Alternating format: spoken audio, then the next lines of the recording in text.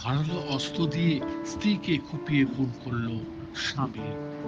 পশ্চিমবঙ্গ নদীয়ার ধামতলা থানার কুশবেড়িয়ার ঘটনা। এলাকায় চাঞ্চল্য। অভিযুক্ত স্বামীকে আটক করেছে পুলিশ। স্বামীর ধারালো অস্ত্রে কুপে মৃত্যু হল স্ত্রী।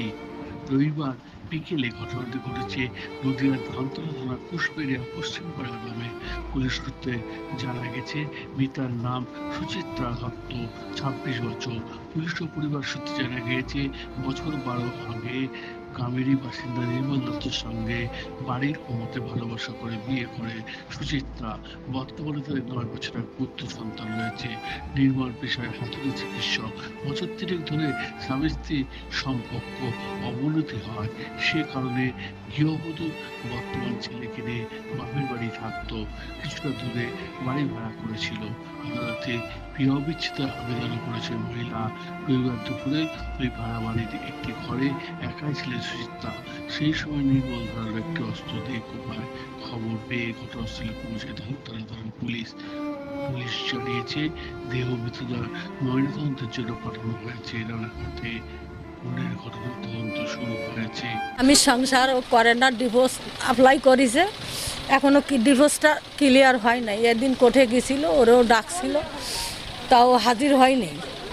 আবার মনে হয় কবে কেসের ডেট ফেলাইছে। আর ওই ছেলেটাই মাঠপাড়া একটা মেয়েরে বিয়ে করে সেইখানে থাকে।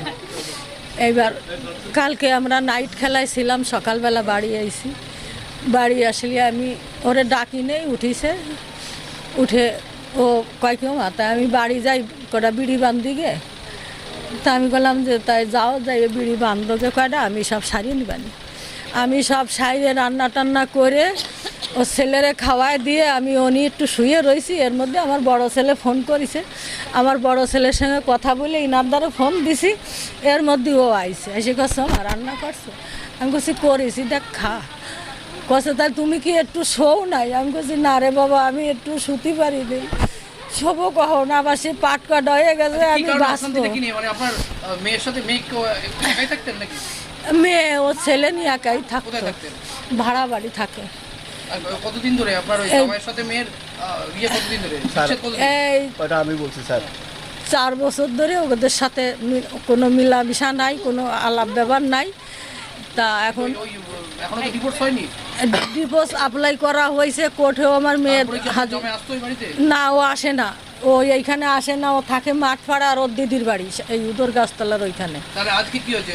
আজকে কিছু হয় নেই, ওই ঘর ওর সময় ঘরে থাকে, ও গিরিলি তালা দিয়ে থুয়ে থাকে। কিন্তু আজকে ওই ছেলেটা বেরোয় গেছে, আর তালা দিনই। ওর গান আছে সামনে, ও গানের রিহার্সেল করতেছে। এর মধ্যে একটা ব্যাগে ওই দাও নিয়ে বলে ঢুকছিল, ব্যাগে ওই গ্রিল খোলা দিয়েছে, ওই ঢুকে গেছে ঘরে। যাইয়েই মানে গ্রিলি তালা দিয়ে গেছে। তালা দিয়ে ওর সঙ্গে কোনো কথা বলেছে কিনা আমরা এবার জানি না সেইটা।